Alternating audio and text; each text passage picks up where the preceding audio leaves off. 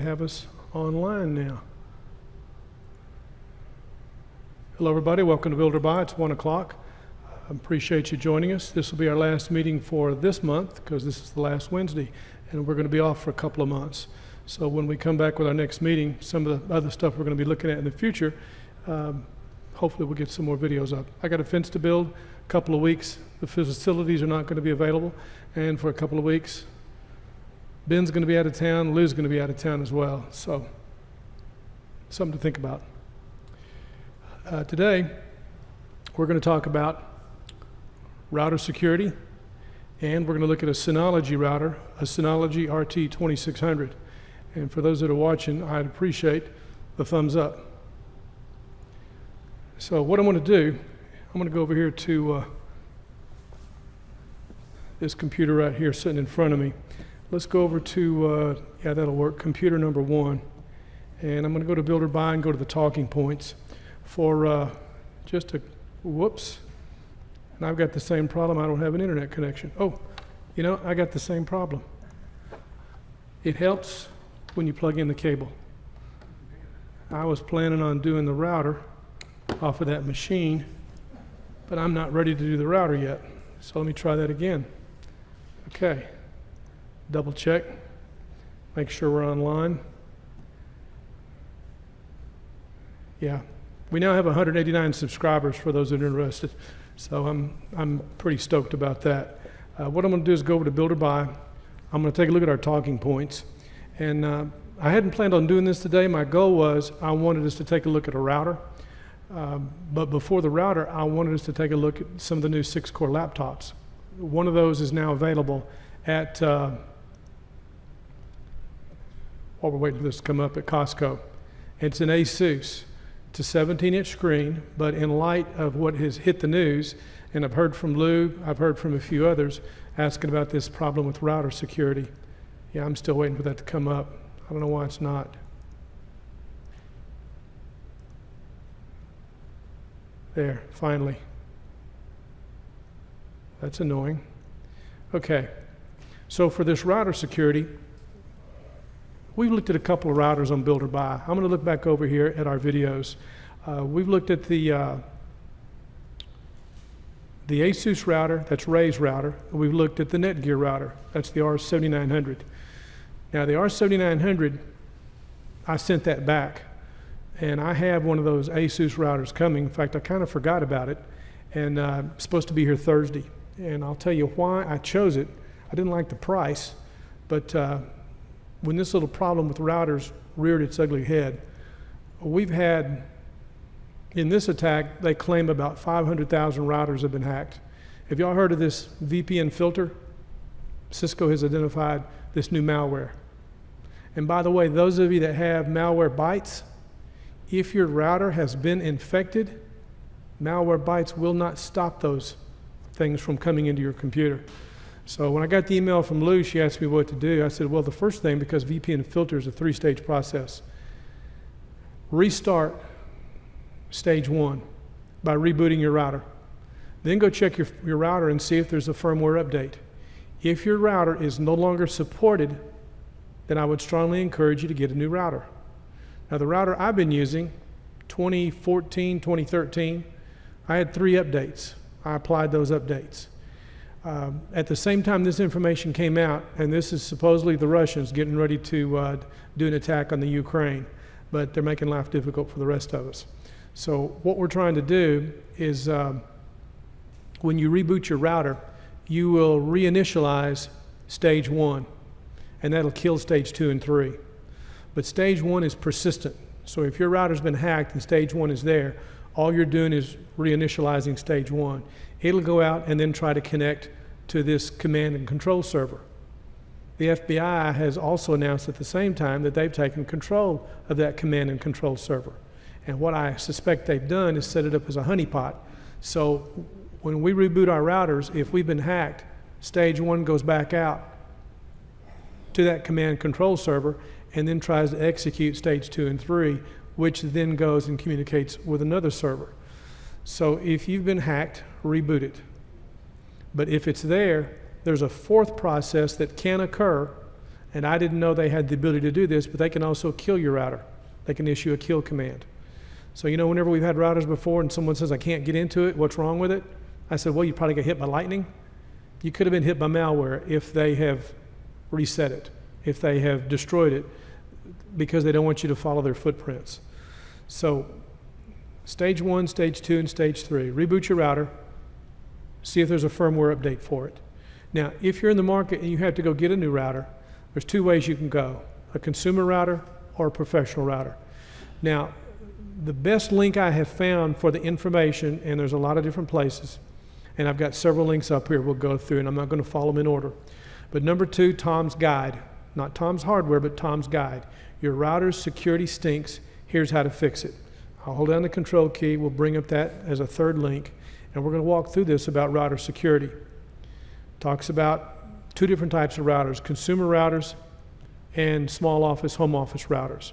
Now, if you're looking at a consumer router, you're looking probably about that is so annoying when they do that. That's why it's getting hard to show some of this stuff. If you're running a consumer router, you're at greater risk, and there's a list on Ars Technica, I have a link on that as well, that identifies some of the router brands. But just because your model may not be on the list, you still need to follow the process. So if you're looking for a new router and you're still wanting to go for the consumer router, you're in the $200 to $300 range. There's a service, and actually there's 3 places you can go to. And all this information is going to fit as we go through this. If we look at this this link for routers, I've got 2 links here in particular that you're going to find interesting. One is the router checker down here, number 33. Talking point 33, the F-Secure router checker. Is your internet connection safe? F-Secure has a service that you can use for free to check your router. They say for consumer routers. Don't use this for office router because you may get false results. And then talking point number 34, default router passwords. Most people do not change their router password, and you should. But as we talked in the past, and the reason we're going over this again is because of this hack. I think the last hack we had was probably in 2015. There was like 700,000 routers hacked. So now we're looking at 500,000 routers. So that's better, I guess. But if you're one that's been hacked, that's not good. As we looked at the 2 routers we have in the past, both the ASUS and the,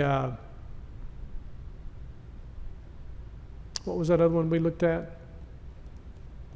I just named it, Netgear.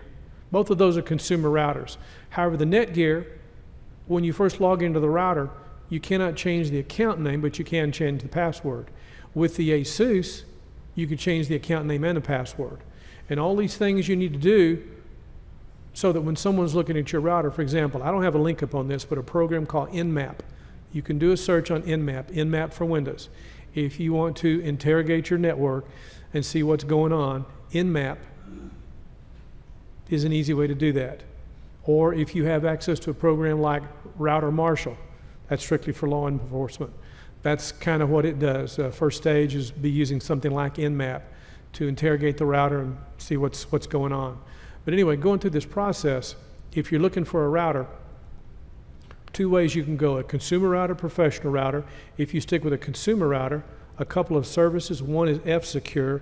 Another service that the ASUS and I believe TP-Link is now using is a service from, what's that online service we've always used to test a computer with to see if it's been hacked? Yeah, Trend Micro. Trend Micro has a service that is like antivirus. Now, that ASUS router that Ray had was expensive, but that's what you're paying for is that service to help protect your network. Each computer needs to be protected. And you remember when we had the conversation, and I wish he was here, with the guy that drives the Jeep. He's had vertigo. Bill? Yeah, Bill, what's Bill's last name? Yeah, Bill Wilson. He asked the question several times. I'm looking to get a cable modem. I'm looking to get a router. Should I get them combined or should I get them separate? And we always said those need to be separate, just like Lou. Lou had a problem with her network. She said, should I keep them separate? I said, absolutely. Why? Because your network is your network. You shouldn't be supplying somebody else with the credentials for your, or you shouldn't be relying on somebody else for the security credentials that you're using. So when we told Bill to keep his router and his cable modem separate, that's why. The end game is security. Now, everybody that gets something from your ISP, for example, how many are on AT&T? Okay, those of you that are on AT&T, that, whatever you want to call it, is an ADSL modem. That modem has probably got router built into it. They will update that, but you should still have your own separate router and use your router and change your account name and password. And if you're like Dwayne and you got one that's very, very old, I'll reiterate, go see if it's still supported. If it's still supported, download the firmware update. If there is no firmware update, then I would strongly encourage you to get a new one. Now, if you go the next step and you're not looking for a consumer router and you're getting out of some of this kind of stuff, the kind of security we have up here at Chapelwood is a sonic wall.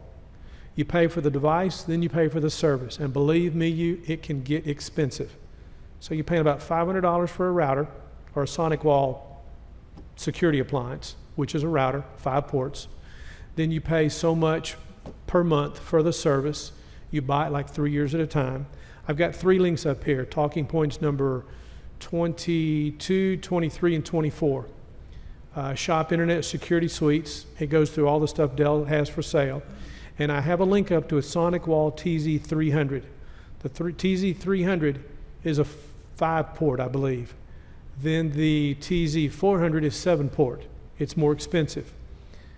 You can see what that costs. If you decide to buy something like a Sonic Wall from somebody else, like on Amazon, you need to make sure that they are an authorized reseller with Dell. If you buy a gray market of this product, they will not support it, and you are SOL. So if you buy something like a Sonic Wall and you don't buy it directly from Dell, make sure that vendor is an authorized reseller of Dell, because you're going to need to register the device and then you're going to want to activate the services.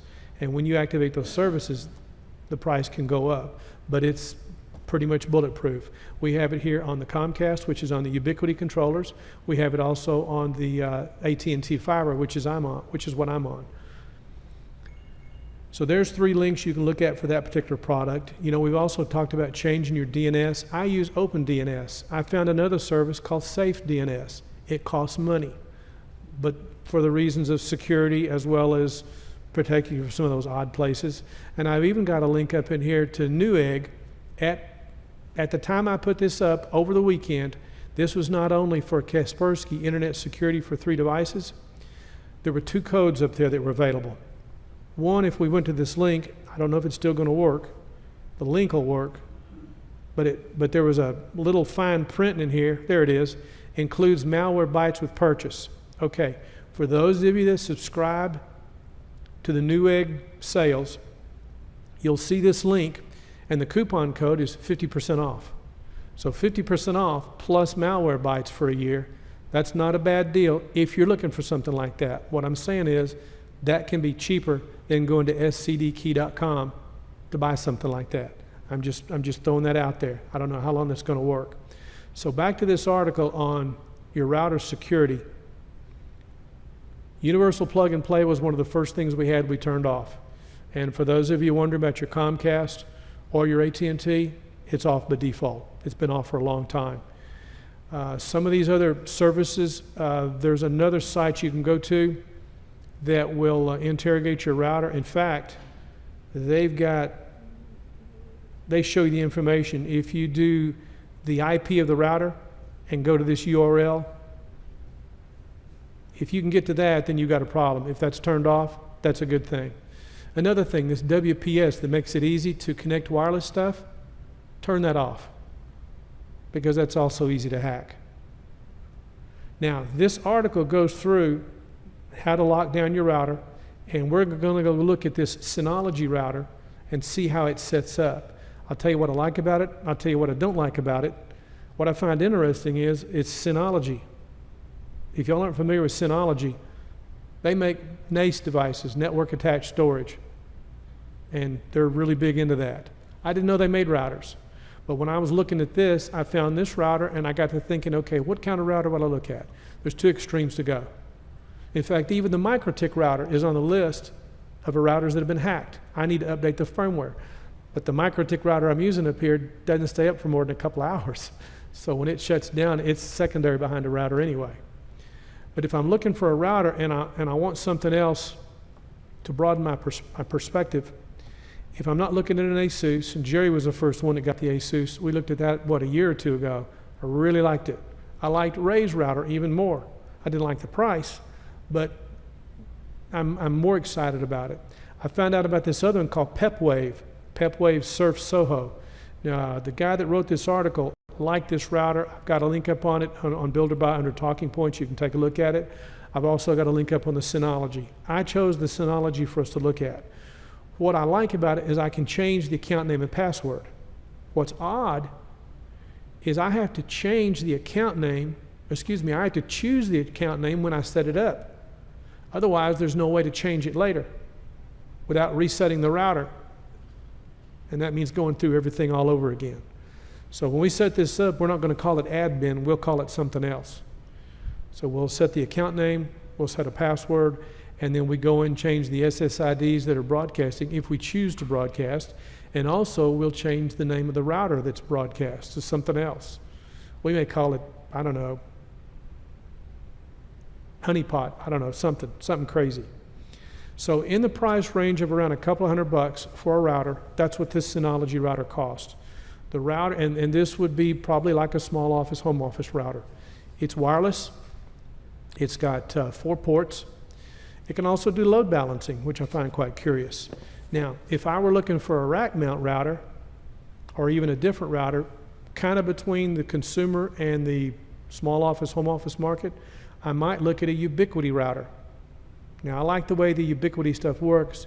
It has a control port where you access the device to do your configuration. You don't get to it from one of the IPs off of one of the regular LAN ports. And the Ubiquiti stuff has their Ubiquiti controller, which is what they use for wireless here at Chapelwood, and that's what we installed at Fairhaven. I think that stuff is really tight, secure. So as we go through some of these administrative changes, I mentioned the SSID, disable the Wi-Fi protected setup, set up a guest network. Now some routers will let you not only set up a guest network, but you can set up that guest network for a specified amount of time. And there may be a default, like this Synology. It has a time limit on it by default. So when you set it up, it goes away after a couple hours. If you want it to stay, then you have to tell it to stay up all the time. That way, when you have guests, like when Lou has company comes over, we need to update her firmware. We need to see if we can change her account name, which we can't because I know she's got a Netgear. So Lou may be in the market for a new router, and I may be looking to change hers to an ASUS. Her first Netgear went out, and we just put in her second Netgear, I want to say 3 or 4 months ago. So Lou, when you get back from your trip, we're going to probably need to change out your router. And that's another thing that comes up. If anybody wants to look at this mesh type router equipment, the only one I can say that I would recommend is the one that does not use cloud-based management. And that, as far as I'm aware of, is the Netgear Orbi. The others use cloud-based management. And if you're using cloud-based management for your router, you're relying on somebody else for your security. There's a lot of outfits right now that are relying on Amazon Web Services. That got hacked not too long ago. Everything associated with it went down for a while. They don't tell you about that. That's why I said when I saw this article in Tom's Guide, I thought it was really good information. It talks about here mesh routers like the Google Wi-Fi or the Eero. Look for something that's a mesh style router that permits local administration, Netgear Orbi. And so you can read this and go through it. Installing new firmware. Used to, we'd try to get a router up and running before we do the firmware. What we found out with Ray's router, it acted strange. But once we updated the firmware, everything was fine. So now, once a router's up, which is account name and password, the next thing to do, check for firmware, update that firmware. And also what you're looking for in a router is you want MU-MIMO, so you can have the 2.4 gigahertz, which has greater reach. but you'll have dual 5 gigabit bandwidth, 5 gigahertz bandwidth. It doesn't have as great a reach, but it has greater throughput. So there's trade-offs. And also it talks about changing the administrative web interface because you have a certain IP you go to, like port 80. They say change that port to something else so there's not a default, but you just have to remember what it is. Use a router's incognito or private mode. And something else some routers can do is being able to do a VPN.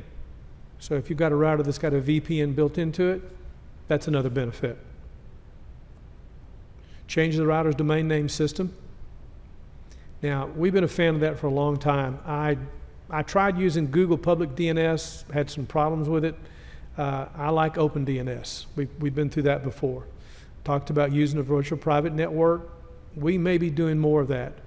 And as far as looking at a router that uses open source firmware, I would go to something like either Synology, the ASUS, or like I said, something like the Ubiquiti.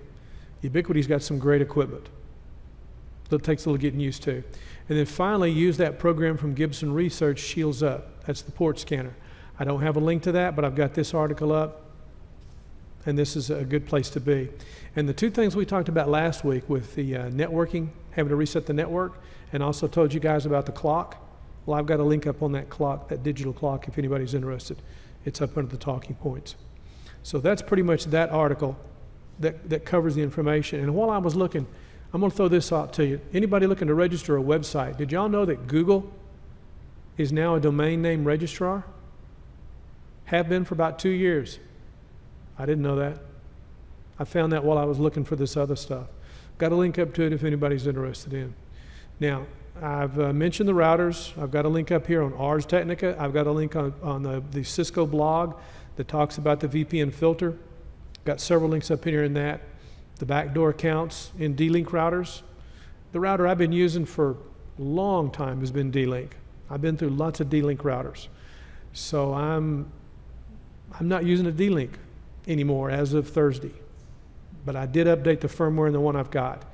And the funny thing was, the last D-Link router I bought, I got those direct from D-Link. They offered me a deal, which I thought was a great deal about 2 years ago. Now I understand why. They were older models they were getting rid of. Yes, Jack. Can we get a mic on Jack so we can hear him, please?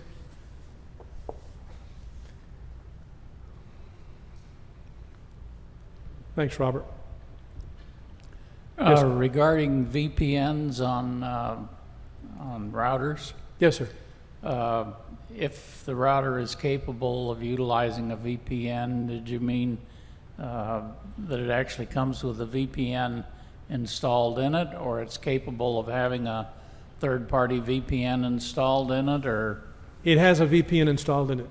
Okay, and is that switchable on and off? There seems to be more and more websites, Amazon included incidentally, that will not talk to you if you're running a VPN. Really? Yep. Wow, that's curious. Because they want to know where you're at. And if you're on a VPN, they can't tell where you're at. And Hulu, for example, will not work with a VPN? Talk to you because they only will stream in the U.S. and they want to make sure you're in the U.S. You know, there's been a lot of talk about VPNs in the past, and they were changing VPN servers for that very reason. And the last time I talked about it was when we installed some software that was purchased out of region, and the only way to get it installed was to put in a VPN so they didn't know what region you were in. It would install, but then your updates would work from anywhere in the world, which I thought was crazy.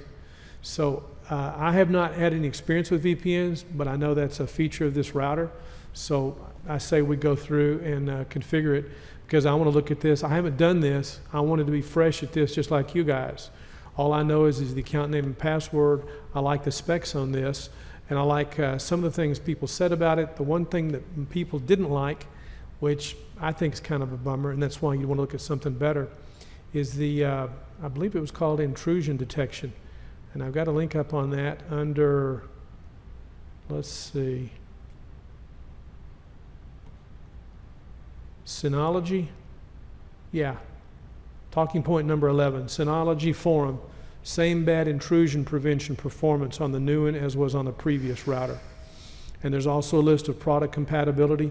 For example, if you want to plug a memory stick into this thing, there's a list of products that's compatible with it. Not everything will work with it.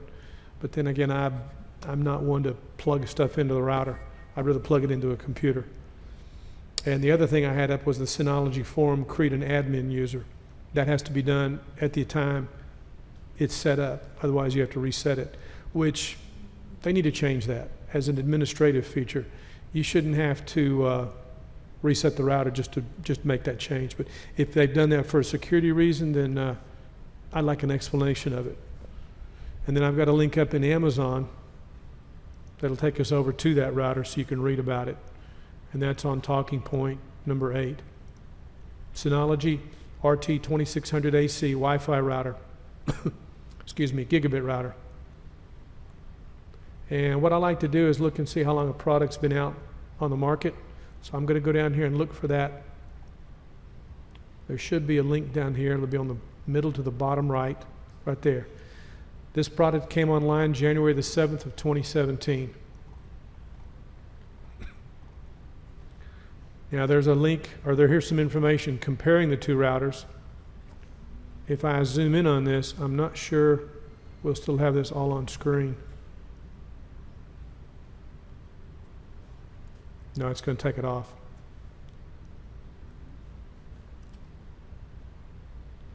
Three by 3 MIMO, 4 by 4 MIMO. So we got 4 LAN ports, 1 WAN port, dual WAN support. So it'll do failover. It's probably port 1. Here it is on the VPN. Let me scroll. I'll just zoom in on these features. It's got a VPN server client, Synology SSL VPN. It also supports OpenVPN, and it looks like it's got a VPN pass-through. We had somebody in here several months ago asking about VPNs, and I guess we're going to have to spend more time looking at that. It's not something I've had the need or the time to have experience with, but based on the kind of questions that are coming through, I think it's something that if anybody ever wants a presentation on it, I'm welcome to it. I've heard some people complain about the parental controls on it. I've had no experience with it. I'm going to be hooking it up. I'm going to try it for a few days, see what I think of it. But I thought it would be a good router for us to look at. I wanted to take another look at the ASUS router, and I'm going to. I'll put a video up on that, on the configuration and some of the details. And there's another program from MetaGeek for those of you who are wanting to set up a network. MetaGeek has a program called Insider. It's Insider, Insider for MetaGeek. I've had a version of that since probably 2014. I need to upgrade it. It allows you, in fact, there's 3 different versions of it. It allows you to help set up a network, and they also have advice on their website that tells you how to set up a network without their software. But dealing with issues of where to put the radios, what bandwidth to choose, channels, all that kind of stuff. If you've got a network to set up, that's a program that could be beneficial. And we go one direction trying to get our network opened up so we can use it, and now we're going another direction trying to secure our network to keep the bugs out of it. So I'm going to swing this back around on this router.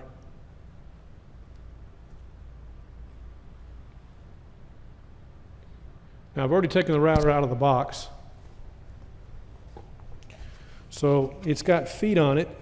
It has hooks where you could mount it, but it would be difficult to mount because these feet are built in. You can't take them off, so it always sits at an angle. So you literally have to have a board you mount that to, like a 2x4, to hook it to a wall. So on the front, you've got lights. Can't see it on screen? Can't see it. You're too high. Okay. There you go. I'll set myself back down, see if that'll help. You've got status 2.45, WAN 1, WAN 2. Then you've got your other network lights.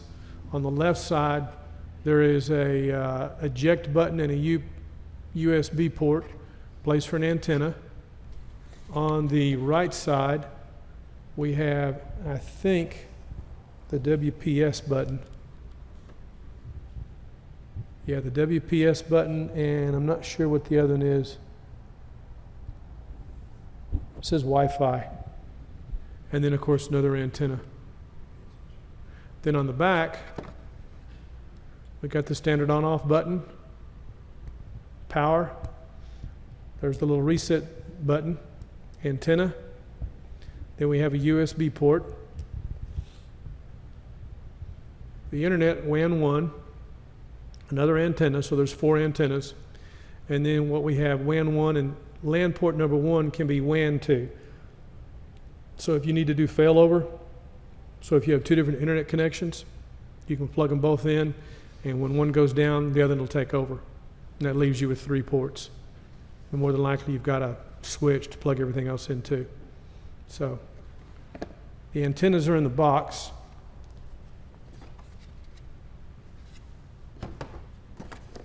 And there's a power supply.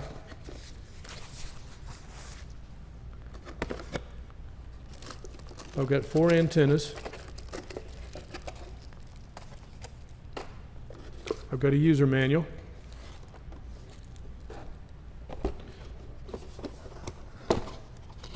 Network cable and a power supply, wall wart.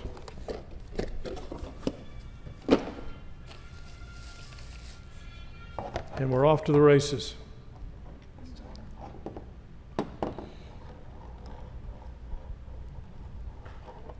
So we're going to get this out and plug it in, configure it. And I'm going to try and do this from this laptop right here.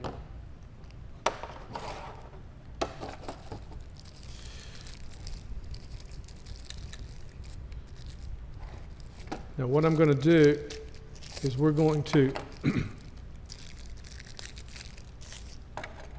set this wireless up, and I'm curious what kind of service we're going to get through this. My primary usage for a router is just wired connections, but you know, everybody wants wireless, so until security on a laptop is set, I like to get my security set before I do the wireless, especially when I'm setting one up. I have 2 antennas, and then I'll turn the antennas up.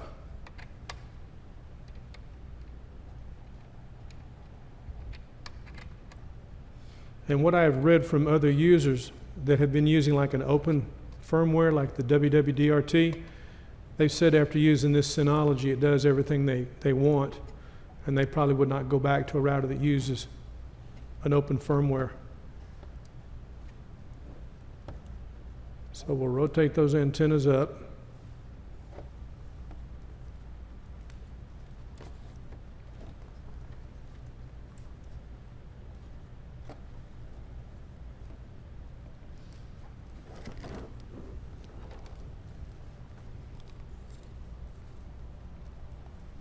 Okay, I'm hoping this is going to show, so we'll see when we plug this in. It'd be nice if everybody standardized their power supplies so that they would all work together. Yeah. Some will turn them one way, some turn them the other way. If they'd all turn them the same way. Okay, we're going to power it. I'm going to go ahead and turn it on. And while it's coming up, I'm going to take the connection that's on this computer. I'll unplug that, because that now is going into this router. That will give us our wide area network. I will now plug this computer into a LAN port. Whenever you're configuring a router, you always want to have a hardwired connection. And I'm going to go to port 1.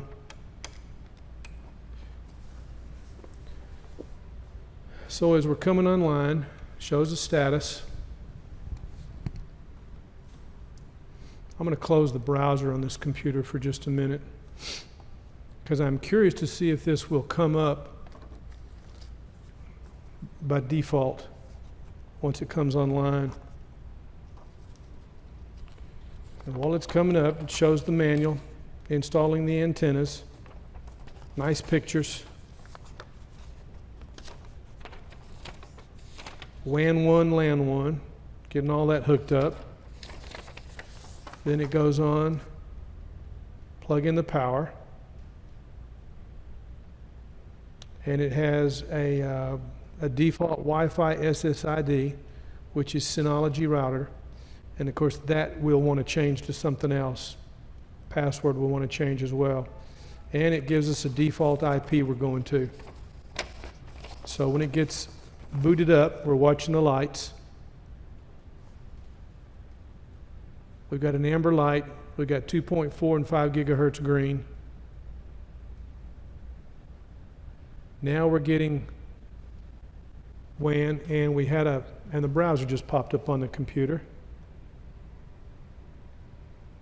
And the screen on the right side that normally you get to say something about went away before I could hook into it. You know, there's a little screen that pops up on the right side that says, do you want to, okay, router Synology, link and share all possibilities. So that took us right up. Now we're going to follow the wizard. And there's even a mobile companion app. Wow, Google Play or the App Store. So we're at the stage number 5.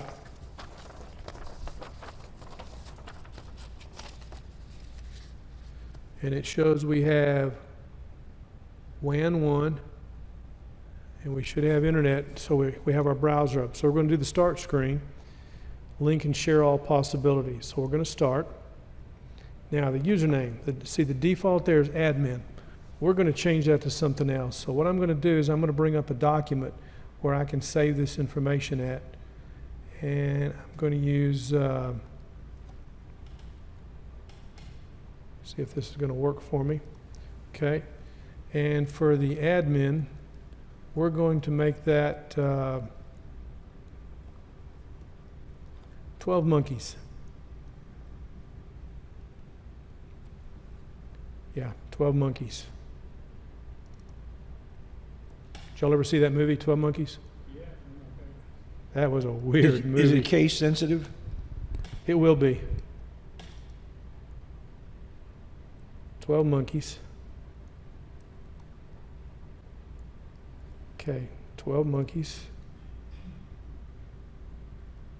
Now this is the crucial part. The username has to be set now. And the password, this will be easy. I thought about using Marty McFly, but we'll just use Bruce Willis. How's that?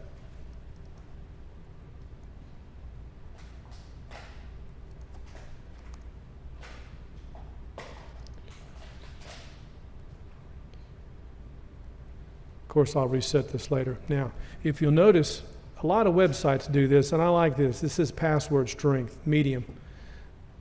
I've not seen a router before do that. So I'm going to go back and I'll say, let's say Bruce underscore Willis. Okay.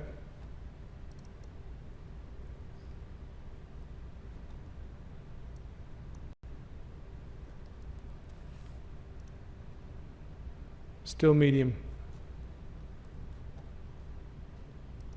Let's try dot.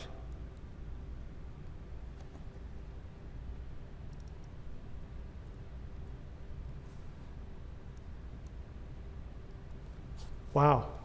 Changing from an underscore to a dot, they consider that strong. That's all I did. Bruce.Willis. Okay, 12 monkeys, Bruce Willis. Password strength. By clicking next, you agree to the EULA, good old EULA. Help make SRM better by sending anonymous statistical information to Synology. I don't have a problem with it. Yes, confirm password. Thank you. I'll do that. Okay. The connection is not secure. Logins entered here could be compromised. Right. Okay, we'll go next. Okay, now then the SSID. We're going to change that. we'll call this we'll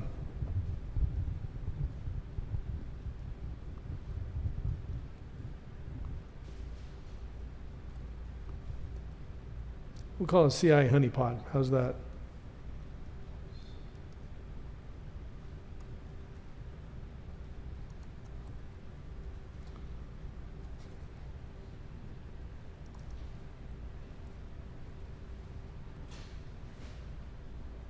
So that'll be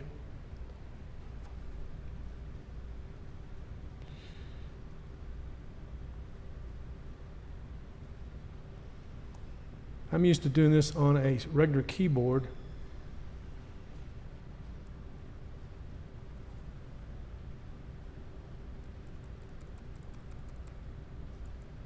Okay, CIA honeypot, and we'll give it a password.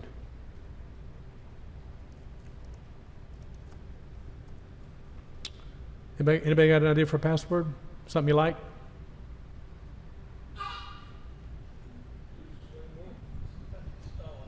CIA honeypot. Okay. We'll use the same one. I'll reset this anyway. Oh, password's not good enough. Password strength is medium. How about CIA dot honeypot? Put in 5 dots. That's the easiest thing to do, and then like with the length is more important than the strength these days. I mean the variation. I'll just do 1 dot. That's pretty interesting. Strong. So far, I like what I see the way it sets up. We're setting up the Wi-Fi. Okay, we've got the SSID name, CIA honeypot. We got the password, CIA dot honeypot. It says it's strong, so we'll go next. Now set up your operation mode. Operation mode. We can do wireless router or wireless AP. We'll do wireless router. External access to SRM. Router mode. The Synology router's WAN port connects to the internet via a DSL cable modem. Yep. Let's leave that disabled. Okay, set up your internet connection. Internet connection, we have auto IP, wow, PPP over Ethernet or manual IP. I didn't know we still had anybody doing PPP over Ethernet. That takes me back. So we'll leave it on auto. Special requirement from ISP, we do not, so we'll just do auto. So we'll say apply. Setting up Synology router. Your Synology router will be ready in 3 minutes. Please do not shut down the system during the setup. I'm curious to know what this is going to look like on the network or when it's going to pop up. If I zoom in on this to make it easier to see it.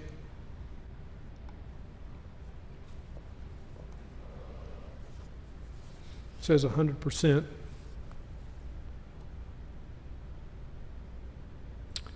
Welcome to Synology Router Manager. Well, that's interesting. Synology SRM. Interesting. Network Center, Control Panel, Package Center, SRM Help. So SRM is the Synology Router Manager. So we'll start. I'm good. Access all built-in and installed packages from the main menu. What I'm curious is, do I have internet? I do. Okay.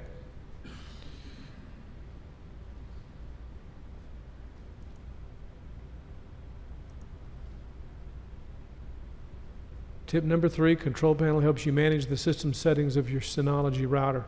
So if we go to the Network Center, oh, it's just going through this like a help. Install add-on packages to transform your Synology router into a versatile multimedia and file sharing center. So this is a screen tutorial. Number 5, all the help you need. Okay, keep your Synology router updated. E-News, register a Synology account and get the latest update information here. Check update settings. Click here to modify your SRM. Periodically update your SRM. Yeah, sounds good to me. Register a Synology account. So this will go to account.synology.com. So if I hold down the control key, bring that link up, this is where we would create a Synology account. So if we're going to create an account, welcome to Synology. Which type of user best describes you? Oh, that depends. Oh, I see. Home user, business user. Yeah. I didn't see one for a cranky old man. Okay, please select Europe. We'll go North America. We'll go next. The EULA. Like I have a choice. Requirements. Synology account and its accompanying services are only available to individuals 13 years or older. Sometimes I feel like I'm 12, so I guess I'll have to say yes to that. Your use. You're solely responsible for the information in your account and transmissions made when using the services. Terms of service. You agree to these applicable laws. That's pretty long. Your account. You may need to open a Synology account in order to use some of our features or services. You will continue to require access to your Synology account in order to receive important communication from us. You have to have an account, I believe, also for their user forum, which is understandable. Device and license management, quick connect, dynamic domain name services. Nice. Synology can refuse service if they choose to. Technical support. Your Synology account's a way to track your support tickets, submit view tickets, communicate with support team, blah, blah, blah. Synology reserves the right to determine on a case-by-case basis on which support tickets constitute a reasonable request. Well, I can hear you there. Payment services in the event you need to make payment on spare parts. Well, I hope we don't have to do spare parts on a router. I've never done that. Privacy, intellectual property, modifying and terminating our services, business uses of the service, about these terms, indemnification, disclaimer, limitation of liability, how to contact us. You know, that's one thing about Ubiquity. You don't contact Ubiquity for tech support. You go to the user forums. Yeah, so if you buy something from Ubiquity, you don't call Ubiquity, which is a little bit strange, but again, we're using the wireless access points by Ubiquity. That's what we had at Fairhaven, that's what we have here at Chapelwood.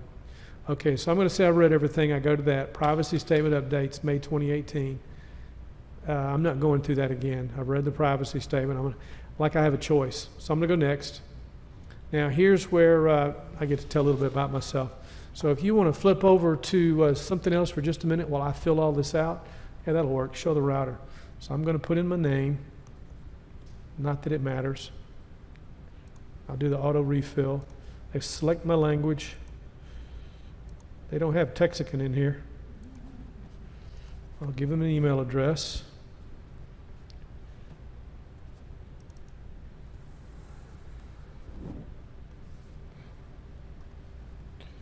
And everybody wants a password for everything we do. So we're going to have to set a password.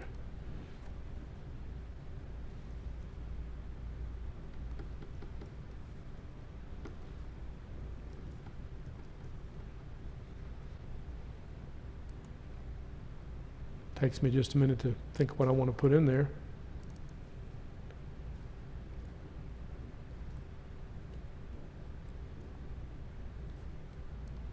Looks like they like that. Okay, so I'll go next. And let's see if we're going to get an account here.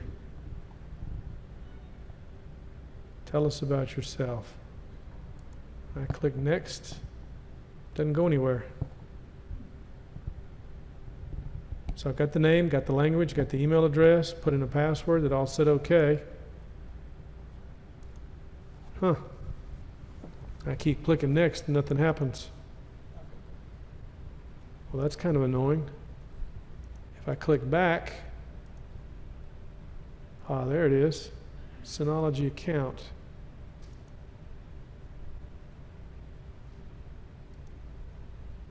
Well, I don't know what happened.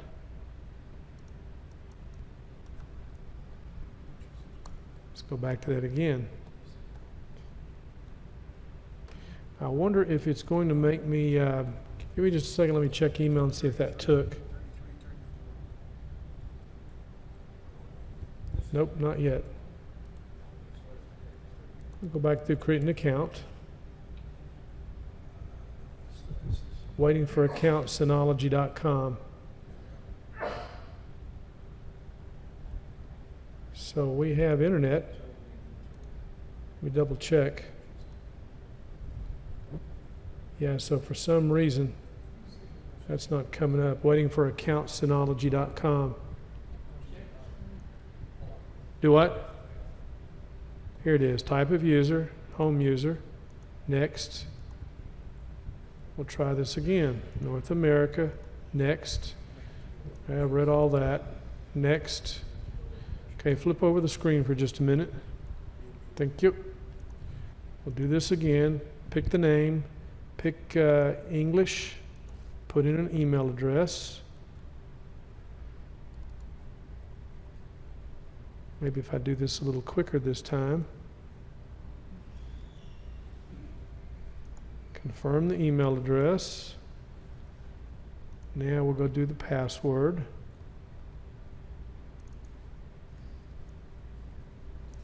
Try this one more time. And click on next. Use a mix. It didn't like my password this time.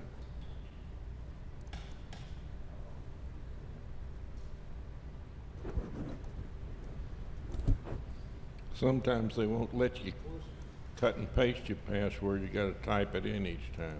Yeah, I've seen those before, and that hurts. Okay, it took it this time. Now, how can we contact you? So I'm going to give them United States. I'm going to give them a time zone of, oh, I hate when they do this. I can't pick Central Time. I have to pick, let's see, Pacific, Greenwich Mean Time. We are, let's see, Chicago, aren't we? Isn't that right? Okay. I don't see Chicago. It's got to be here. What are your options? Well, I'm seeing Greenwich Mean Time, America, Indiana, North Dakota. Indiana. Here we are, Chicago. Are we in line with Chicago? Yeah. Okay. Greenwich Mean Time. Okay, now they want a phone number. So give me just a minute. Gil, Yes, sir. how much is this router? $200. 281. Okay, got my number in. Oh, now I got to do an address. Gee whiz. Give me a minute.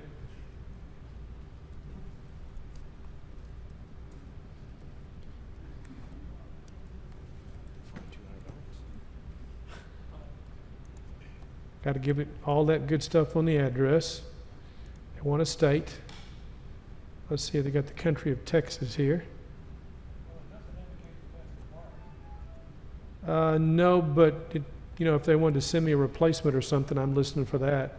It even already popped in my zip code, which I'm kind of surprised. So,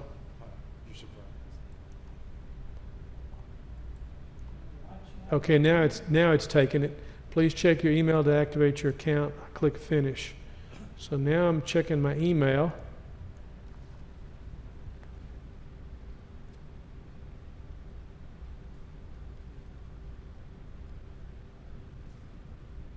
No new messages.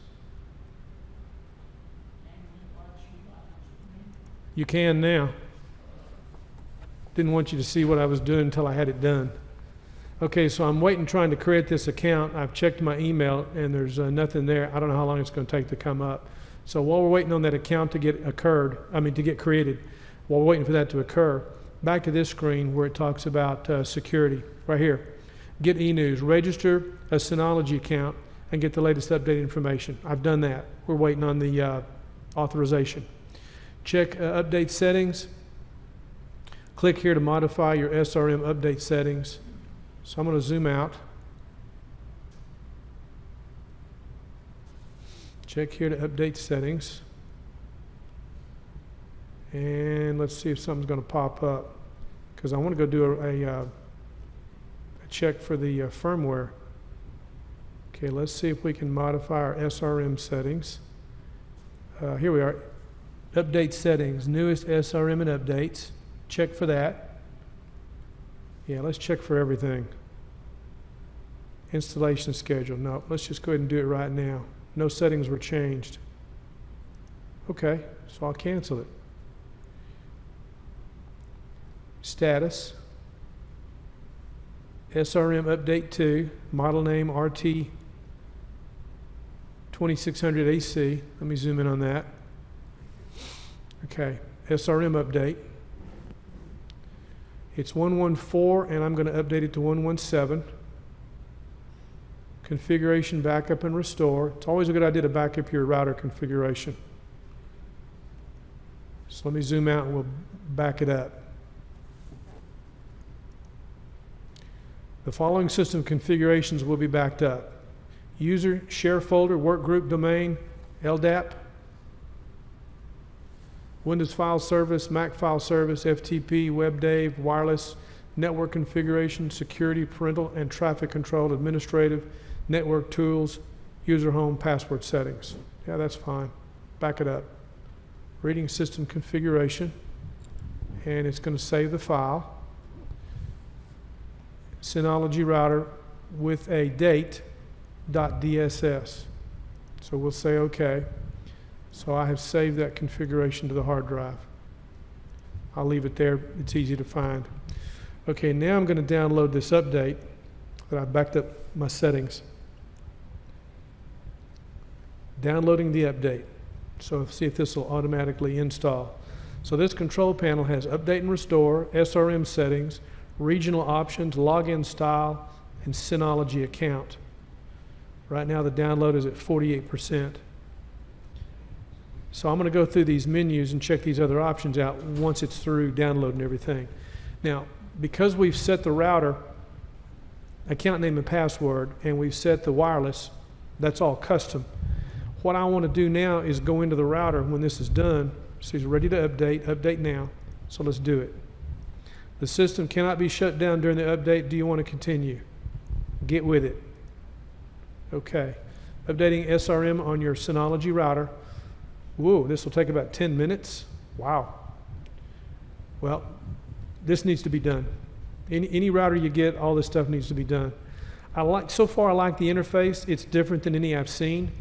It's a little bit like the Ubiquiti, but it's real user friendly like the Asus. Now I like the interface on the new Netgear, but since I can't change the account name, to me that's a big deal. And that means we're going to be changing Lou's router out. Which router is Lou going to get? I don't know. Lou may be getting a Synology. I don't know. Lou may be getting an Asus. I don't know. Based on the price of this being $200, this is more palatable. I need a little more time. Lou's going to be gone for a couple of weeks, so I'll have that kind of time to go through this. But anyway, what I was going to say is once this router's back up and running, once I've saved the configuration, I want to go in now and do a reservation of the IP address for the computers that I normally log in with. So that way they'll automatically connect with the same IP address. It's crucial with the video switch for that equipment. It's not as crucial with a regular network with computers, but it will let them connect quicker, and you won't have that network congestion when there's a configuration with two computers trying to get the same IP address.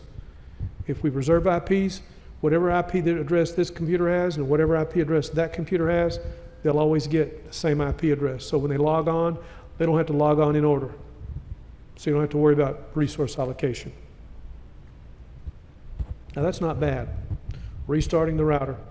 Now what I would expect, the lights on that router are going to go from green to amber. We've got one green light showing we're connected. Yep, the other lights went amber. Now the primary light's amber.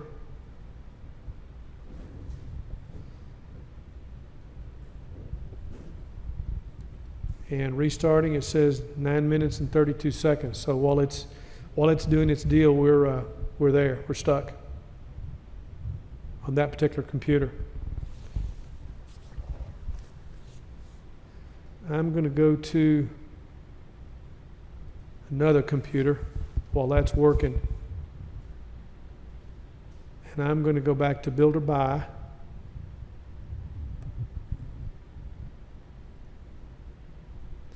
I'll go down here to the talking points. And I'm going to go to the Amazon link. I'll hold down the control key, bring up Synology. This should have a link for the manual on the right side. So I'm going to scroll down here and see if I can find it. Layer 4 and Layer 7 acceleration engine. That's pretty high end, having Layer 7. Parental control. Comprehensive VPN server. VPN Plus allows the RT2600AC to serve as a powerful VPN server and offers easy setup, secure access, and smooth connections. For your company's remote workforce, you can effortlessly set up a virtual office that adapts to their flexible schedules and work styles. A VPN's not for everything, but it may have some applications. I'm still looking for the manual. It should be, oh, here it is on the left side. Okay, I've got an installation manual, a spec sheet, and a user manual. So I'm going to click on the installation manual, bring that up. I'm going to download that manual, save it to the drive.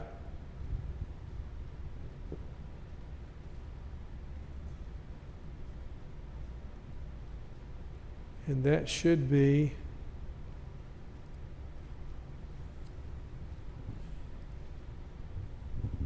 should have been a thing pop up telling me where it's at.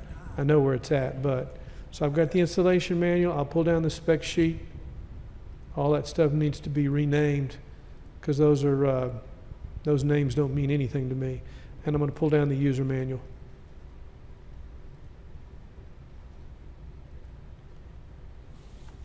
Okay, now that I've got the user manual down, I'm going to bring up the drive, go to those manuals. That should be under downloads, and there they are. So this first one, small file, user guide, setting up the router. And the nice thing about it, once we plugged in, it automatically called up the browser. We were in business. We didn't have to go to router.synology.com or to the IP address. It automatically did it. Choose the operation mode.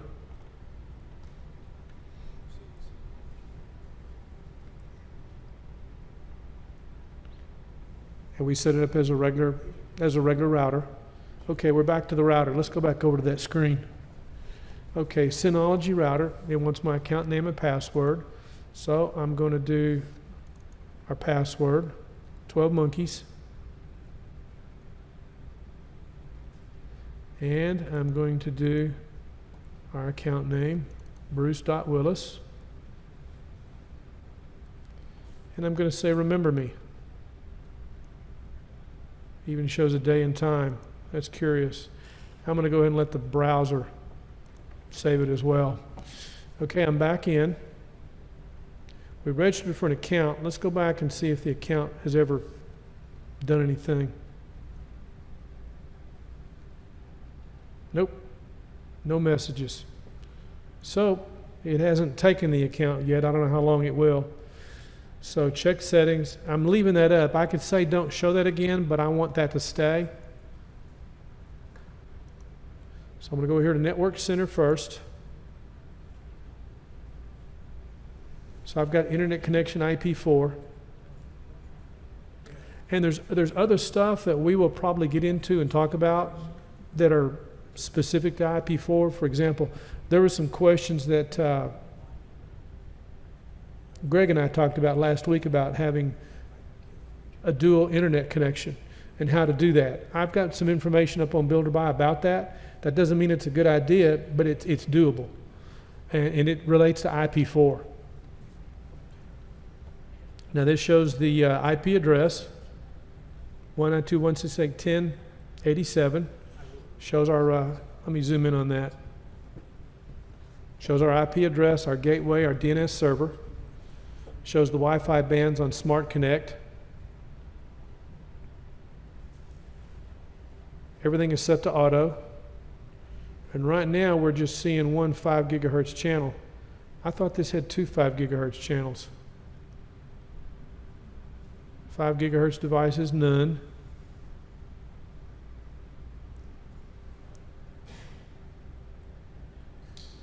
So I've got internet, device list, CPU, and memory. So it shows the Lenovo Flex 5, it's wired.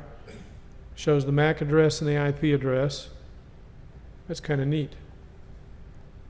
Shows that the Wi-Fi is on. So I'm going to click on the wireless. Smart Connect.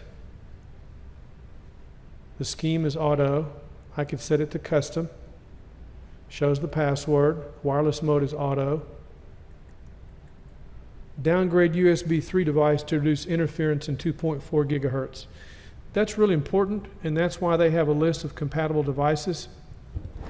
You know, our microphones operate in the 2.4 gigahertz, even though they're Shure mics and they're digital. When we do an audio check, and we had problems with it today, but it's working now, but when we do an audio check, we need to turn the audio off again after everybody gets here, because the antenna array needs to reconfigure to minimize interference. Sometimes the mics cut in and out. That's the antenna array trying to filter around whatever's going on. Well, USB devices can also interfere with that 2.4 gigahertz wireless signal. So sometimes, depending on the device proximity, that's the advantage of having a cable to get it away from the device. That's where some devices have better shielding. So that's kind of interesting. They have this option in here. Downgrade USB 3 to reduce interference with a 2.4 gigahertz. I don't normally plug stuff into a router, but if you ever plug something in and it doesn't seem to want to work, there's interference. Now, under advanced, key rotation, channel width, the channel, PFM support, and transmit power.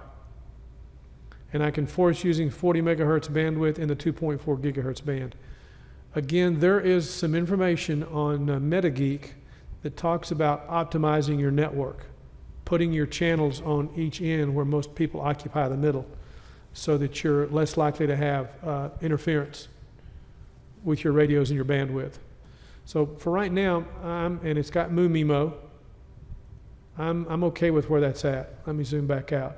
All I'm doing right now is looking. I've got a connection. I'm going to look at internet.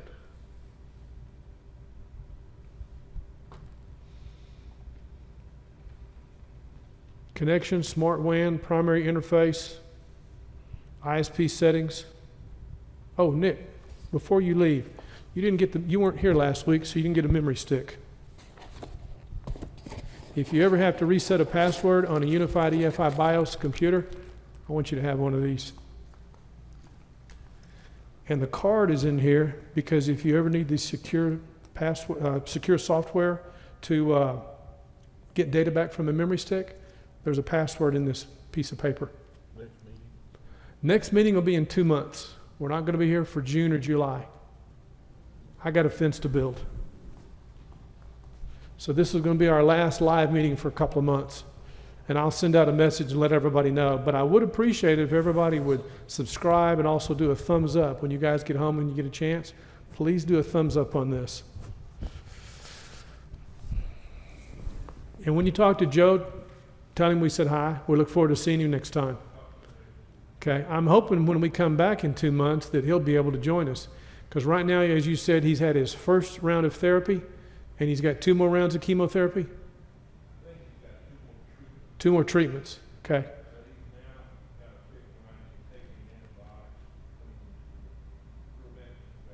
Good, I pray he stays well and stays strong. Sounded better? Well, tell him we're thinking about him. Thanks for coming today. We'll see you later. Okay, the network center, we've got connection, smart WAN, quick connect, and dynamic DNS, IP6 tunneling, and 3G and 4G. So the primary interface, and then there's the secondary interface. if we were to use the secondary interface, like for, WAN 1 and WAN 2, that's where we do it. And I need to change the port I'm plugged into right now. And so I can manually configure the DNS server. Right now, I'm okay with where that's at. I'm going to look at port forwarding. I'm not going to change anything. And I'm looking at the first screen on each one of these. I'll go back and go through everything later. And I don't need to do any port forwarding, but I'm just curious. I want to see it.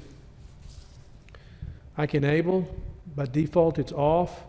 I can see it's grayed out. Destination device, private IP, public port, private protocol.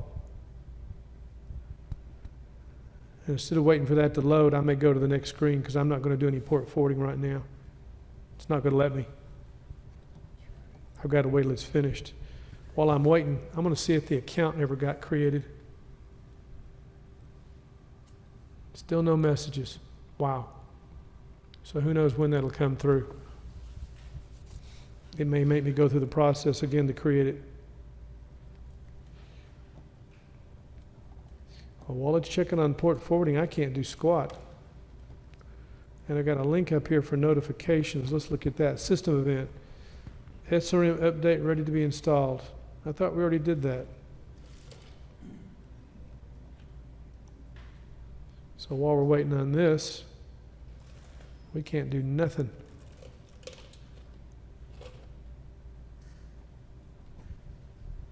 I wonder if it'll let me go back to main menu. Wow. File station, SRM help, package center, log center, control panel. I'll go back to control panel. Okay, port forwarding finally came up. Let's go to local. Local network. Local IP. That other's still trying to load in the background. I'm gonna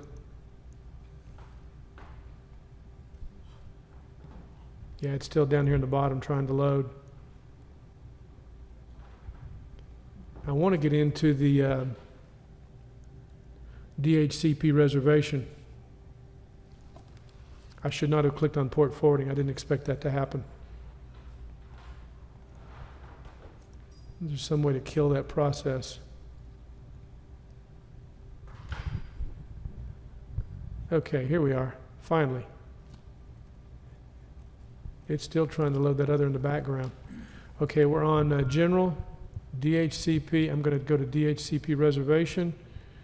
I can do an add. Oh, and it's going to make me,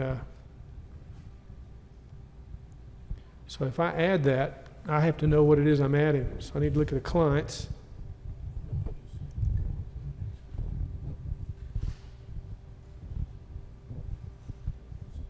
And it's still spinning, trying to look at that other. I'm going to see if I can log out of this and come back in. So we'll come back to router.synology.com.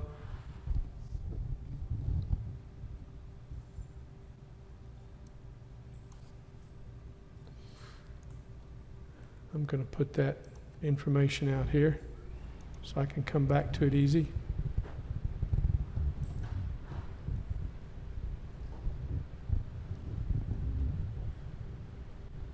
Finally, local user.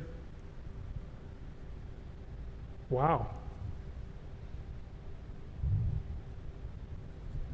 Okay, 12 monkeys, admin is disabled. Now see, if I had gone ahead and used admin, I could not have added it according to what I had read. But this looks like you can. So if I click on add, yeah, I can add a user right there, unnamed. Or I can dump it. Interesting. Guest, admin, 12 monkeys. So go back to local network. Refresh. That should show me the IPs of the other computers. DHCP clients, refresh. And I should see that computer in that list. It's not showing it. Refresh, add to address reservation, and it'd be over here in this list. Please fill in the MAC and IP address. So I don't know why that's not showing there, but it shows up over here. Changes are not saved. Are you sure you want to leave? Yes. Back to internet. Okay, connection. Smart WAN. LAN 1 interface has not been configured. Please set it up. Wow. Active and inactive. So that's where that sets over as a failover. Switch back to the original interface after it has recovered. Interface priority, policy route, and interface check. That's pretty cool. And you can choose power PPP over Ethernet for WAN, LAN 1, 3G, 4G, or VPN, or DS Lite. And LAN 1, same thing. So we go to internet connection. I'll go to Quick Connect and see what we've got. Okay, web browser, connect to your Synology anywhere. Right now that's all turned off. Quick Connect makes it easy to connect to your Synology router from anywhere. Just enable Quick Connect below and register for a Synology account. That could be pretty handy as long as the security's good. I don't need that now, but I like to know about it. And then the IP6 tunneling, I will not set that up. Enable tunnel to allow IP6 protocol to tunnel over the existing IP4 network. Good to know. And 3G and 4G. Please insert a 3G, 4G dongle and consult the dongle list. I could click on that and it'd take us over to their website. I don't need to do that. I'm not clicking on port forwarding again. Let's click on local network. I've got general for the IP address, static route, universal plug and play, enable. Universal plug and play needs to be turned off. So I'm going to turn off universal plug and play. I'm really surprised that's on. PPP over Ethernet. So I'm going to apply that. I'm surprised in this day and time that was on by default.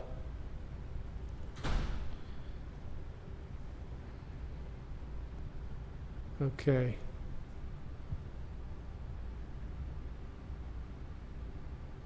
Universal plug and play is now off. Guest DHCP server. Nice.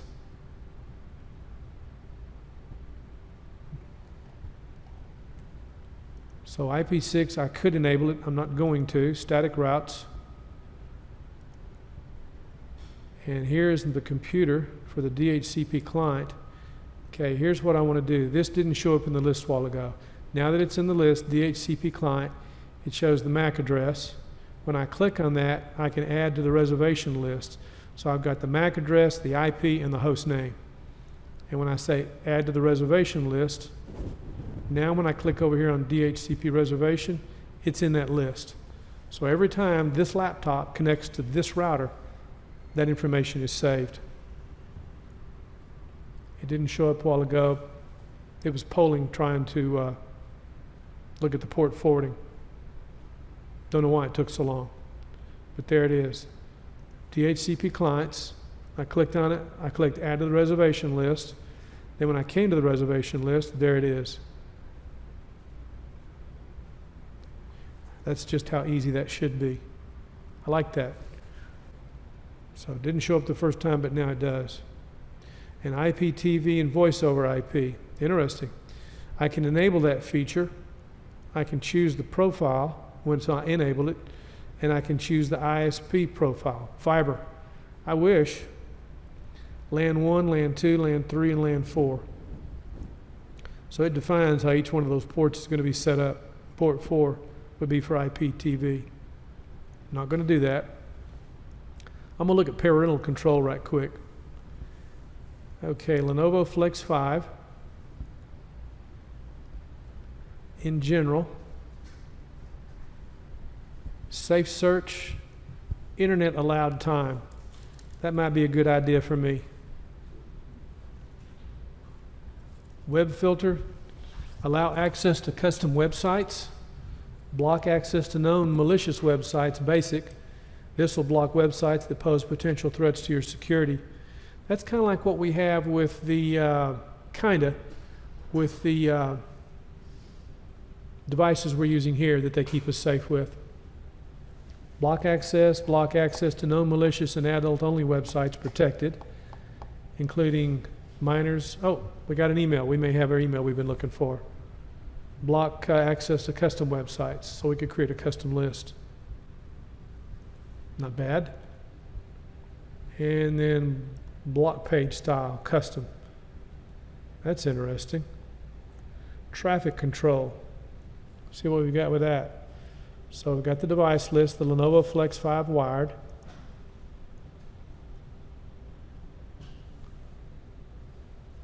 Interesting. I can set band, custom speed, priority, advanced. Oh, please enable traffic control. I don't want to do that. Monitor, upload, download, report. I can report tasks, generate a report, task name. Wow. Historical reports. Let's go down to security. Okay, general. Set up a browser automatic logout timer for SRM, including the web applications. So the default logout timer is 15 minutes. Most routers, they kick you out after so many minutes. You don't get to choose. You don't get to pick. Enhance browser compatibility by skipping IP checking. So we're just looking at the defaults. Enable this option to provide better compatibility for browsers behind the proxy servers, but it will lower the security level. Improve protection against cross-site request forgery attacks. Like a, kind of like maybe like a man-in-the-middle attack. I've got a link up on how that works. Do not allow SRM to be embedded with iframe. Now I'm going to have to look that one up. Allow specific websites to embed SRM with iframe. DOS protection. Help prevent malicious attackers. That should be enabled. Please tick the option according to the protocol used with the clients so that the client traffic can pass through your Synology router. And right now we're passing PPTP, IPsec. We're passing everything through. The firewall, wow. If we create things we can allow and things we can deny, like that. Service, same thing. Now right now, services that are disabled, FTP, FTPS, NTP, which would be the time service, SFTP, WebDave, HTTPS, LAN services, Mac file service, Bonjour. Bonjour is one of those services that some of the Apple stuff uses. And then SSH. Allow internet access through the firewall. So right now, all that stuff is disabled. That's interesting. And then auto block, enable auto block. Allow this option to block IP addresses with too many failed login attempts, including logins via SSH, FTP, WebDave, Synology mobile apps, FileStation, and SRM. Interesting. I like that. So that's Network Center. Now I'm going to look at operation mode. This was something we did in the very beginning. We made the choice to use this as a wireless router. So it can be used as a router, as an access point, or as a repeater. Good to know. And back up to status. It's going to take some time to spend some time with this. But so far, everything we've done in the beginning, I like. The one thing I found different was setting up the account. It looked to me like that account can be added, which is not what I had read. But we've gone ahead and done it. We've changed the admin account to something different. which any router you should be able to do. We've set the custom password, which you'll do with all routers. And we've also changed our SSID name. What I haven't seen is what name the router itself is broadcasting. I'm sure it's in here somewhere, but I haven't seen it. And I'm curious to see how this computer sees this network. So let's see. Yep. It says CIA honeypot secured. So it shows up in the list.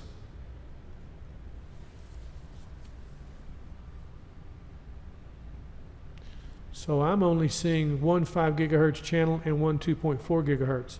It was my understanding this had two.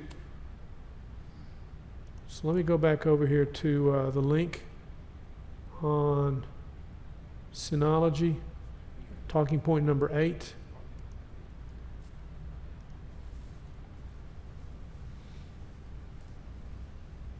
My mistake, 2 radios. I thought this had 3 radios. It doesn't, just 2 radios. Do what? Send it back. Yeah, send it back. No, the thing that caught me in my eye was the layer 7 traffic control. That's a big deal. But I've looked at so many routers and I've read so much stuff. I thought this had 3 radios, but it only has 2. 802.11ac. And I've got some stuff about the layers. There's a link up on Builder Buy. You can read about that if you're curious. You know, all in all, it looks pretty decent. Over time, I don't know. I like the way the menu sets up. It was easy to get into, to get started. And if we, you know, as any router, if you mess things up, it's real easy just to reset it, start over. I mean, there's been a lot of routers in the past I did a lot of that with. Didn't like the way I was set up, I'd reset it, start over. And I haven't really done anything special with this. Account name, password, set the SSID, and then we did a DHCP reservation once it finally showed up, which was pretty easy. So from what I see so far, I kind of like it, but this is the first time I've ever looked at one of these routers. Notifications, SRM, we did that a while ago, so that quit showing up. I don't know if the account name ever came up. Let me go back and look. Nope. No, I've had email come in, but nothing from them. I'll look one more time. FN, F5, one message. Nope, AMD. So I'll check it tonight and see what the holdup was. Hopefully it created an account, but it's not doing it while we're here.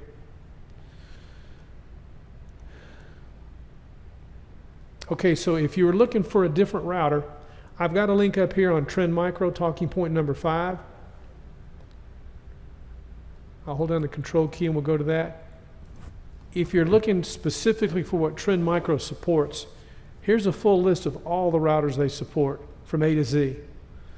And the 2 that we're aware of is an ASUS and a TP-Link. And like Jerry Lee, Ray chose the ASUS. And after I looked at the ASUS, I did not like the Netgear. So I sent the Netgear back, and I have an ASUS coming. But now that I've looked at this Synology, I'm really curious to compare the 2. I kind of wish Synology had a rack mount router. But then again, I didn't know Synology had this one. So far, it seems pretty responsive. My Wi-Fi, my WPS, that needs to be turned off, so I'll turn that off. I'll apply. That's just another security breach.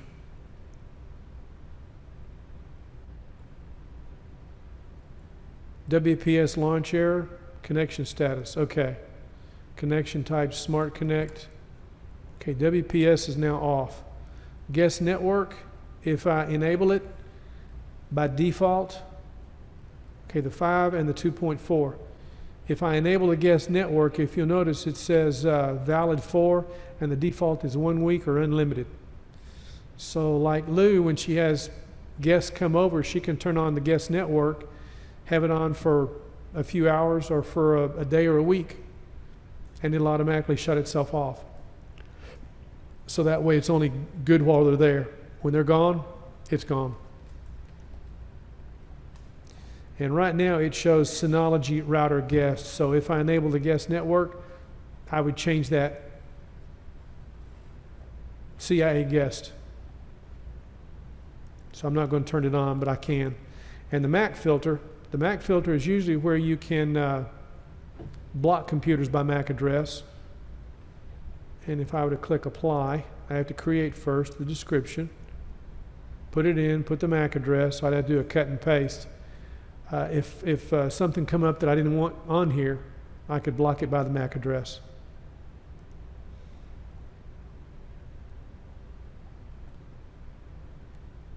Internet, this will load pretty quick. Connection, again, we're still on auto. Smart WAN, so I can have active, and this says inactive. I'd need to change my connection because I'm on LAN 1, and I could change that to a WAN port, and that's done under Internet Connection, which is connection under, secondary LAN 2. That's where I would enable it, but by default it's off. A long time ago we talked about load balancing routers, but we never did get into it, and the reason we didn't, because the routers were too stinking expensive. And the routers that were affordable at the time got taken over by some companies that I didn't want any of their products on my hard drives. So having access to something like that now, we didn't have bandwidth back then. We have bandwidth now. And we're looking at some people that have, like Dwayne, a broadband connection that's like Gigabit. And I found out last week I found out my neighbors in Green Trails have fiber and have had for 2 years. And I'm in Nottingham country and I don't. So I guess they're not going to hook it up in the poor neighborhoods till they get through the rich neighborhoods. I don't know. We were talking a few weeks ago about all the construction activity around telephone company, people climbing poles and all that. Yes. I read something to the effect that this may be preparation for 5G. I think it was on the CBS Morning News, and they were talking about they needed more poles closer together in order for this 5G thing to work. Really? And I also discovered that this new phone I just bought a few weeks ago probably is not 5G capable, and if everybody wants to take advantage of this, they'll have to buy a new phone. That's an interesting comment. What kind of phone do you have? Samsung Galaxy S9 Plus. Did you see that thing where Samsung was going to have to pay Apple a whole bunch of money? I think I did. I didn't read the whole thing. This has been going on and off for months. Yeah, well, I've got a link up on Builder Buy about it. Now, you got the Samsung Galaxy, which one? S9 Plus. S9 Plus. So are you AT&T or Verizon? Or Verizon. Okay. It's interesting. My T-Mobile is a prepaid. I get an email last night saying, oh, you need to do that by the 30th, which is today. I was not going to get out and go do that. So I did it online last night, which I didn't know how that was going to work. And I had the option if I wanted to upgrade the phone.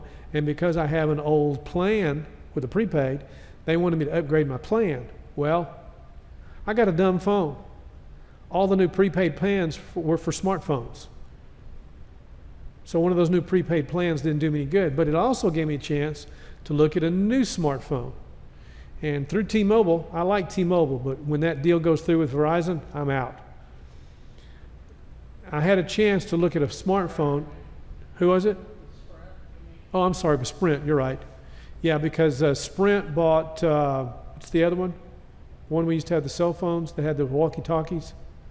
Nextel. Yeah, Sprint bought Nextel, so I left that. I left Nextel when Sprint bought it. Went to AT&T, had terrible service. So that's when I went to the T-Mobile. T-Mobile's supposed to be the dominant partner, though. Yeah, but I'm concerned with Sprint. Do y'all remember a couple times part of the internet's been shut down because Sprint decided somebody owed them some money? So they unplugged whoever that was that owed them, and oh, by the way, they owed somebody else more. Sprint's real bad about that. They like to do this. So and I have a history with Sprint going back a long time ago. I The don't, T-Mobile guy is gonna run it, so I hope you're right, because Yeah. I'd have no I respect think for. it'll just expand T-Mobile's network. I like T-Mobile, but I do not like Sprint. I don't want to have anything to do with anything they touch. So I hope it doesn't turn out like, AT&T at Southwestern Bell. Southwestern Bell was supposed to be in charge, but they took in the AT&T name. AT&T changed. Yes, Robert? On 5G, there was a pole went up a couple of blocks from my house a couple of months ago, and took them a month to finish putting things up, but they finally enabled the electric meters, so it's starting to get used now. But it turns out it's 5G, and I read recently that 5G is not just going to be cell phones, but they're going to get out and try to sell interface to houses with 5G. It's going to be fast enough to compete. And also with 5G, that, What kind of bandwidth they talking about? well, I'm not sure. It may be 18 megabytes per second. I'm not sure, but I'll get back to that. It takes, those poles will go 1,000 feet. So they got to put a pole every 1,000 feet throughout a neighborhood in order to be able to say, we can connect your house or your telephone for that matter. So who's doing with this? 5G. Who's doing this? It's an AT&T pole. Interesting. All the people that worked on it had white vans with no name except the last one, and it was AT&T. Curious. So there are at least two of them in the neighborhood. I was talking to a neighbor last night, and he's seen a pole where he comes in the neighborhood. So they put at least two of them along Memorial. But somebody, and I think it was AT&T, was offering to connect him instead of wherever he is, and they were offering 18 megabytes per second. And my thought was, well, that's not real fast. And his point was, well, that's not real fast. So he turned them down. But I'm not sure where that number came from. Is that what the 5G poles can do? I don't know. But 18 megabytes per second is Terrible. well, it's actually slow. I mean, with Comcast, it used to be 50 or 60 or even 80, I think, that they're just offering now Well, at the minimum. I've got a 250 megabit connection with Comcast. Yeah, but you're paying for that, right? Yes, I am. Through Well, the I'm nose. saying that the minimum is 50 or 60 or something, so think somebody like to offer 50. you 18, there's not much of an offer. No. Well, I think it was bytes. That's what the guy said last night. Maybe he misspoke. Maybe it's all bits. That would be 1,000 times faster than megabits. No, bytes and bits is a factor of 8, not 1,000.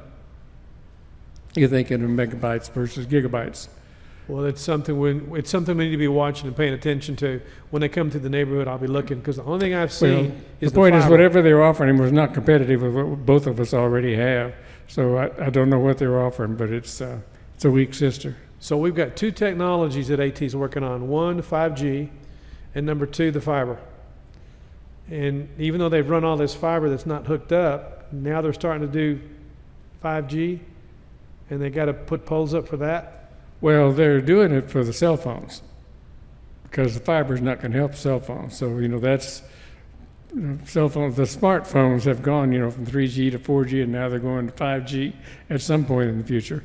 And it just happens that technology they think is competitive, so they're going to be out trying to connect houses as well as phones. I get lousy cell phone service from AT&T when we had it, and I get kind of crummy service from the T-Mobile at the house. Sometimes I have to stand at the back door, sometimes I have to go out on the back porch. And sometimes I have to sit on the den floor. If I stand up, I lose it. 5G is supposed to enable the worldwide Internet of Things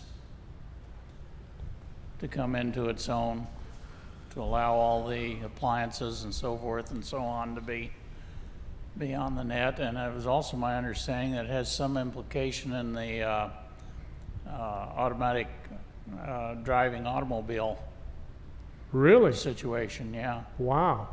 Have y'all seen the new Samsung Smart TV, the new Samsung Smart refrigerator at Costco? Seen it on TV is all. Well, it's a glass panel on the right side. It shows, it looks like an iPad built into it. tap on the glass and it shows you time and temperature. It's kind of wicked. I don't want to pay extra for it, and I've looked at Samsung, I'm leaning toward an LG. I don't want to buy a refrigerator because I don't like what they cost. But I'm having the same trouble that Ben's having, except Ben's is 2 years old, his is leaking. Mine needs a diaper right now too, it's leaking. It's not leaking on the outside, it's on the inside on the freezer. At least the screen shouldn't overheat, huh? Do what? The screen shouldn't overheat. I think it's got something to do with the ice maker, but I'm not 100%. But I need to spend some time looking at it. And I've also got to get a new dishwasher. I'm looking at an LG on that either. Again, I don't want to spend the money for it, but I don't have a choice. So, like I said, when this thing came up about the phone, I know when I change from T-Mobile, if I change from T-Mobile, I will lose my minutes. And I've got maybe 1,500 minutes on that. But that phone is horrible to talk on. That's just for strictly, here I am, where are you, see you when you get there. It's not to have a conversation with. So I'm curious when this thing with 5G came up, and I'm also curious what Jim was talking about when he got a new phone. Because really the two smartphones are either going with an Apple or going with a Samsung. And if I stick with T-Mobile, I'm going with a Samsung. If I go to AT&T, which was lousy service, then I have more options. I like the way T-Mobile works. I've had good luck with it. When it works, it's good, and it works better than the AT&T wireless. But then again, the phone for me is I'm having a hard time justifying carrying a computer in my pocket like that, because then you buy the phone, then you buy the insurance, then you buy the plan. And then you're looking at a whole lot more money, and I'm carrying that around in my pocket. What if I drop it? This thing right now, if I drop it, the back pops off, the battery pops out, I pick them up, I put them back together, and I stick it back in my pocket. If that thing falls out of my pocket, that's going to be tears in my beer.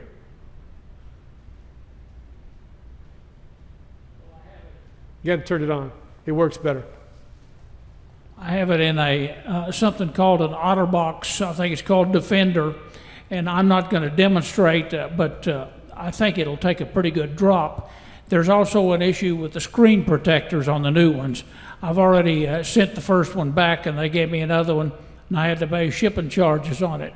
But I would have bought the smaller phone, except this one has 2 cameras in it. But I use this as a router or internet connection in Oklahoma, and I can tether this to my laptop, and Yep. I can read the news, and I Yep. can get my email, Yep. and I can stay up with tornadoes. That's a big issue when you're up there, is you got to watch clouds. See- But there's apparently a gap. The radar, as it's shown on a computer, is several minutes behind. But it is a neat toy. But you're right, it is expensive if you drop it and break it. Well, toy or tool, I'm going to show you one of the reasons why I'm looking at this from another point. A device called LiveView Solo. Because we're having the troubles we are with our streaming computer because of Microsoft, thank you Microsoft, I'm looking at a device to change that where we no longer are dependent upon a computer for Windows, but we would be using a device that's about the size of your fist. Now this device, LiveView Solo, for streaming has SDI and HDMI. So it can hook up with consumer equipment, it can hook up with our professional equipment. It can sit on top of a camera, or it can sit, like I said, the size of your fist just about anywhere. Okay, well this device is the device plus a 1-year cloud subscription, because with this device, it allows us to stream to multiple CDNs, content delivery networks. Meaning that when we stream, we no longer have the problem with bandwidth or the, the buffering issue. Because if this was streamed to their cloud, and then from their cloud, then to the CDN, we could stream to 2 CDNs at one time, meaning we could stream to YouTube and to Facebook at the same time. And we would have a consistent data stream that wouldn't get fuzzy, wouldn't get funky looking, which happens sometimes with YouTube because it would be going through this service. So it's the price of the device plus the service. Now, this can take an internet connection of a direct wired, or it can take 2 connections for a cable modem you can plug into it. And those are, let's see if I can show it. The connections, yeah, the network, no, it doesn't show it. Let me see if it'll show it on the picture. No, that one picture is all we've got. If I get a smartphone that I can use as a hotspot, what I'm looking at is something I can use on the account so that I can have one of those USB modems. I would need 2 so that we would be able to stream wirelessly.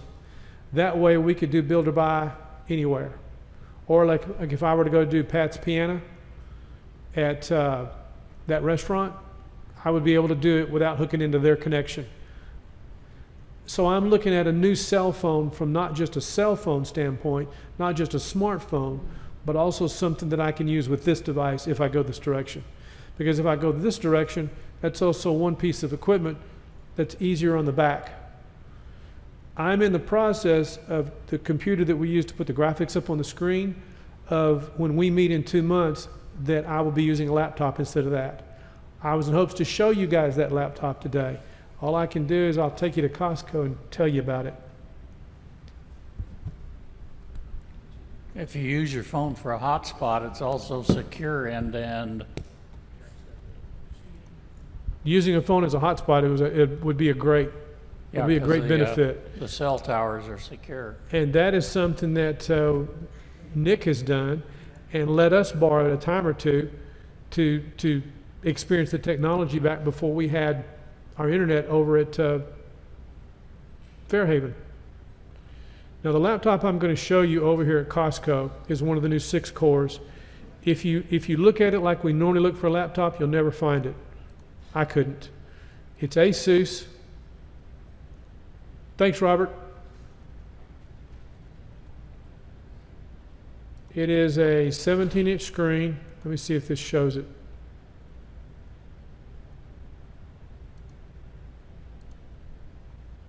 It's got that arrow button up there, so I can't get to the 17-inch screen.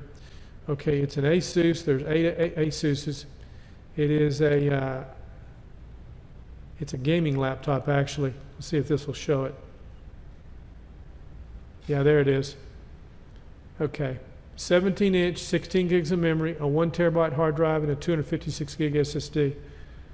The graphics in this, there's 2 ways to buy this. Either this one from Costco or this model with better graphics from B&H for $200 more.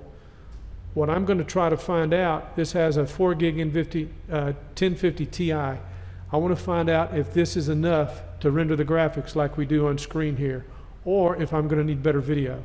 This is the laptop I wanted to show you guys today, but instead I thought it was more important we talk about router security because of all these router issues.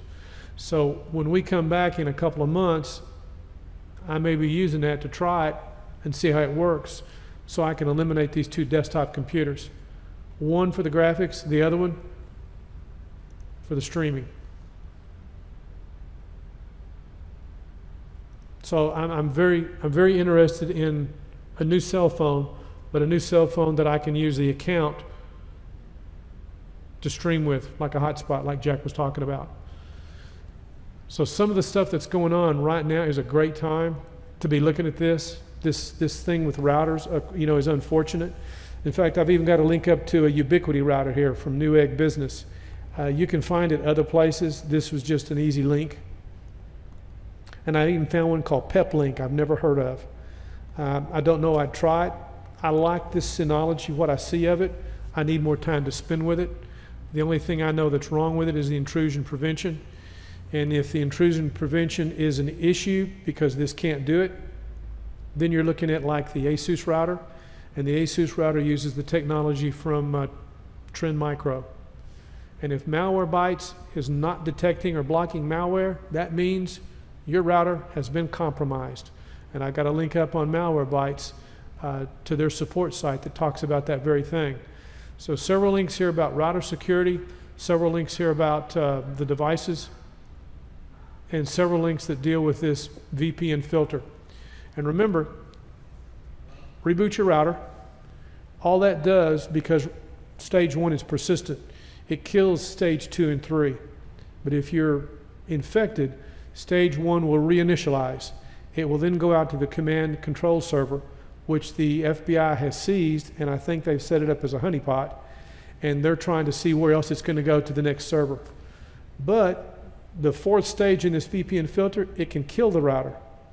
So if you can't get into your router and you didn't get hit by lightning, that means you've been hit by one of these bugs. Time to replace it. So it's something to think about. A consumer router, a couple of directions to go, $200, $300, and the prices go up. I like the $200 range. The $300 range was really hard for me to stomach, but after I looked at Ray's, I was gung-ho for that. But I want to compare it to this Synology. I like the way this is set up. And this Synology boots pretty fast. I know Ray's router, to me, looked a little slow to boot. So I wanted to share this with you guys, and I hope you found this useful. Is he okay? What's his name? Sparky. He's a smart little guy. Glad you brought him. So if you've got any questions about it, everything stems from this talking point number 2, Tom's Guide. This information for May the 30th will stay up. It'll go to a page. So when you click on this link that goes over to the Index News, there'll be a link for it in here for the 30th. And right now I've got it showing where there's no meeting for the next 2 months. If I can get this fence built, we'll be back hopefully in August. We're going to see how fast this goes. And if you're interested in Sonic Wall, like I said, I've got some links up on that. And I've also got a link up here, talking point number 35, Business Insider, why Amazon acquired Ring for $1 billion. When you're looking at your security, look at the totality of it. Ring, because it is a cloud device, it does not work with Blue Iris. Now, if you go to Blue Iris security software, there are other cameras that will work with their stuff. This will not. But Amazon acquired Ring because Amazon has Amazon Web Services, so it fits with their model. So I'm just saying. And the stuff that we talked about, Greg, on combining connections, it's doable, but it's not a good idea, but I've got some information up. Talking points number 38, 39, 40. How to set up and manage a bridge connection in Windows 10, and does bridging Wi-Fi and Ethernet help, and about the metrics, because you have to change the metrics. So if you want to know what the metrics are all about for the IP4 routing, I've got a link up into Microsoft that talks about that. Now, one other last thing we had, Tom's Hardware had a link up. We talked 2 or 3 weeks ago about the M.2 memory cards overheating. Well, CryoRig has come out with a little SSD cooler with dual heat pipes. You can take a look at it. It's pretty wicked looking. If you've got a machine that has the space for it, there's a link for it. So I'll remind everybody, I appreciate everybody watching. I appreciate you being here. Please be sure and subscribe. And when you get home, if you do a thumbs up, I'd appreciate that. Now, does anybody have any questions about what we've been talking about? Did y'all get 2 cents worth out of this today? I hope so. No questions? Folks, I hope y'all have a blessed summer. Stay safe. Thanks for coming, and we'll look forward to seeing you when we come back. I'll give you guys an email, and also be watching. I'm going to try to do some more videos in between doing the fence, because it's going to get hot. So during the middle of the day when it's hot, I'm going to be inside. I haven't had a chance to get acclimated this year to the heat. So I want to thank everybody for watching, and hopefully we'll look forward to seeing you when we get back. Any more questions?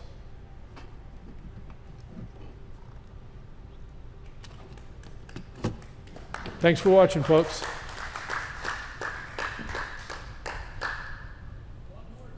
One more time.